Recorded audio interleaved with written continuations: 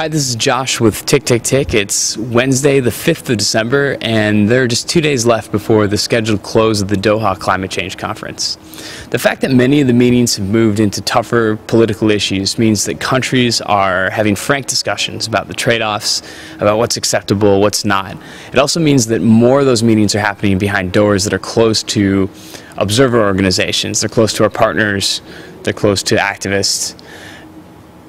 So we have to get creative when we're pushing for change.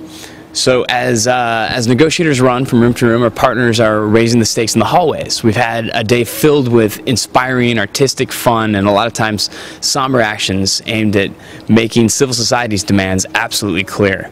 Our partners want solutions that match the science. That means bigger emissions cuts. It means more support to speed the transition to clean energy in developing countries.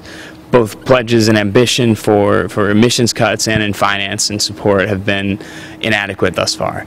They want solutions that match the realities of climate impacts. That means more consideration of things like gender disparities, a more central role for the kinds of impacts that hit home.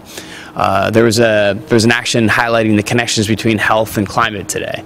And some of this stuff is getting traction with the countries, and they're changing the text to suit. Health is an example of that.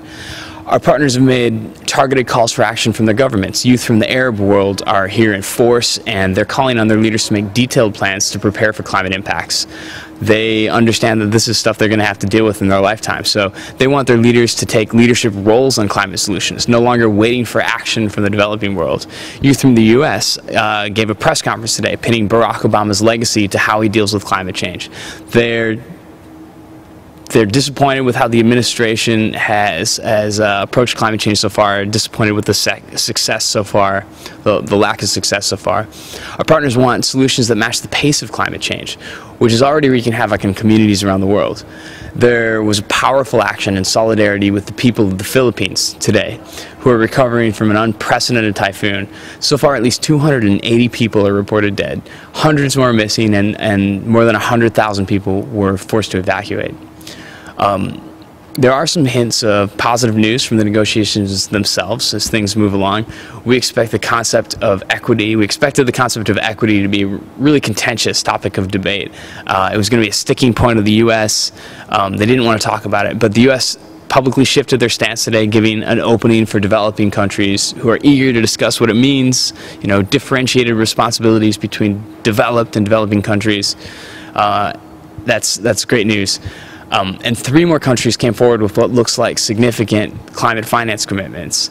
As yet, unconfirmed reports are saying that Germany, France, and Sweden have made finance pledges that are much needed.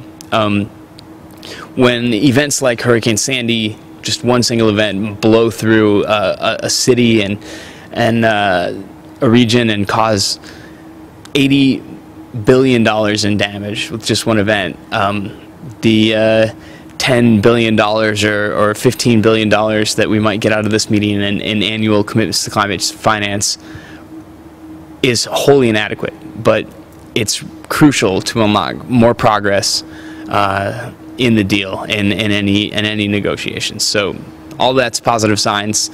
Sounds like it's happening. We'll see how things go as we move into the final hours, and we'll be back with more tomorrow.